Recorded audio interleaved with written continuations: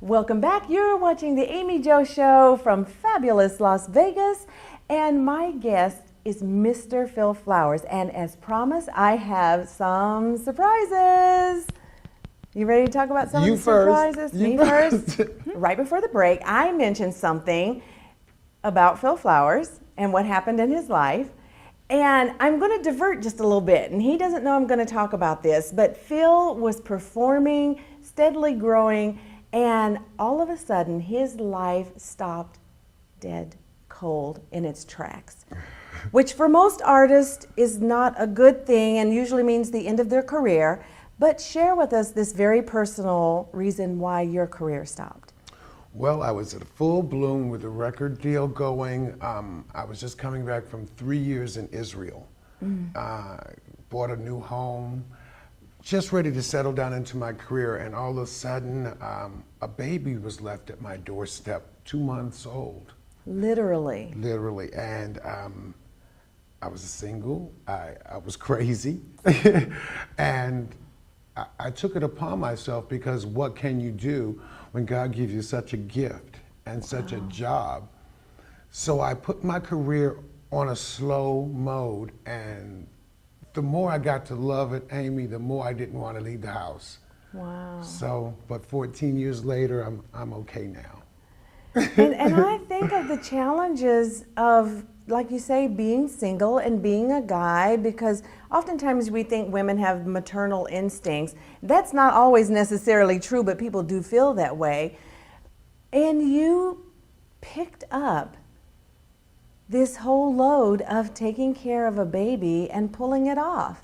You know, if I could say anything about that, I'd really like to talk to the world. You know, I think men should get the experience that a woman gets from nurturing a child. If he stayed at his home and let his wife go to do the job, I think that he would learn more of what it takes to really raise a baby from 2 months to walking on its own. Men don't know the difference between pizza and baby food. And you know, there's things you have to do to be able to stay home and nurture a child. And no better love in the world. No better love in the world. Yeah, and I really have always felt that it takes a mother and a father. It takes two people to balance out a child and give them the kind of life that they deserve. And sometimes the circumstances are there's only one parent. At one point in my life, I was a single parent, and I know what that's like. I pulled it off, but it's tough. It is. It's hard. Especially when you don't expect it to be happening for you. And God rest my sister, she left me a gift that no one has ever given me before, and I really thank her for the opportunity to feel like I did something with my life. I could have traveled and made all the money in the world, but not to be loved. There's a song, the greatest thing you can ever learn is to love and be loved in return. Yes. You know, so to love somebody, but when somebody loves you back, okay, better Teddy. Than all the money in the world. Okay, Teddy, go ahead and sing. Don't get me started up in here. Yes, but it is one thing to love somebody and they don't love you back, and that happens far too often. But when you love someone and they genuinely love you back, that is the greatest feeling in the world. Absolutely. And I was a single parent for many, many, many years, and was very selfish about that, because I had finally found someone that didn't break my heart, that loved me when my hair wasn't combed and I didn't brush my teeth right away. And I really was selfish I didn't want to date anyone because I liked that relationship. Absolutely. Well, if there was one thing you could change, when you look back over the course of your career that you could change, what would it be, if anything? I probably would have had 2 kids.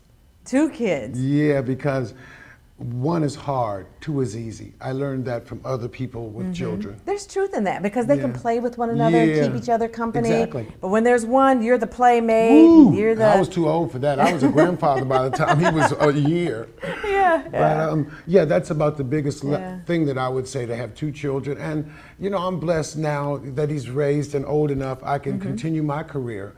And I'm glad about that. And think career-wise, because on a personal level, I could see where that would be true, but career-wise, sometimes I talk to artists and they say, well, you know what, I wish I had minded the money, that I, you know, had better contracts, or I started earlier. Does any of that apply to you? It sure does, all the above. And having a father that was in the entertainment business also, and we did recordings from 1950s until he passed away in the 90s. And I look online after he passed, and people not knowing that there was a Phil Flowers Jr., they're selling our records. They're selling, I look on eBay just a few weeks ago, and there's one of our albums for $275 and $150 for an LP. LP is a little 45. You're too young to remember that, Amy. I saw that in the crib. I was looking through the railings. Well, I was spinning them.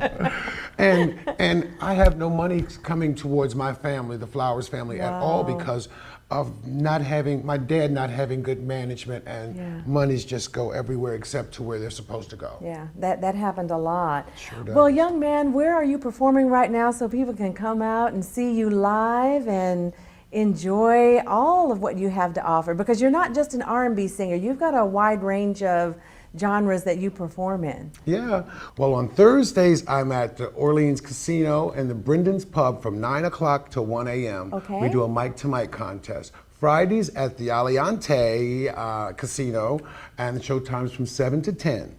I'm performing at the Planet Hollywood Casino on Monday, Tuesdays, and Wednesdays starting September 1st. You are a busy man. Well, I try. So what would you like to say to my viewing audience today before you depart?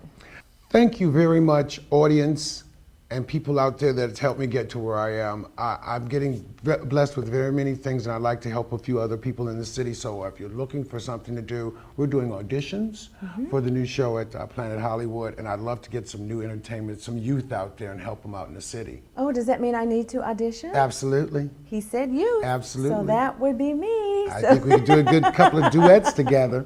Okay, absolutely. Well, Phil, thank you so much for being here. I really do appreciate it. And now, time for the secret. So, what I've been wanting to tell you is Phil is going to be joining us on future shows as our entertainment expert. And we'll be talking about so many things, how to get into the business, what's going on with music. We're going to talk about movies and concerts and reality shows and Miley Cyrus. Just kidding. And who's doing what as far as the industry is concerned. So if you have a question for us, we can be reached at the number you see on the screen, 855-246-6678. So I want to thank you, my viewing audience, for joining us this week. Be sure to be here next week as I continue to bring you information that you can use and entertainment that you can enjoy. If you want to know more about the Amie Jo Show, please go to my website at www.theamiejoshow.com. As I say today and always, success is a choice. Change your mind, change your life.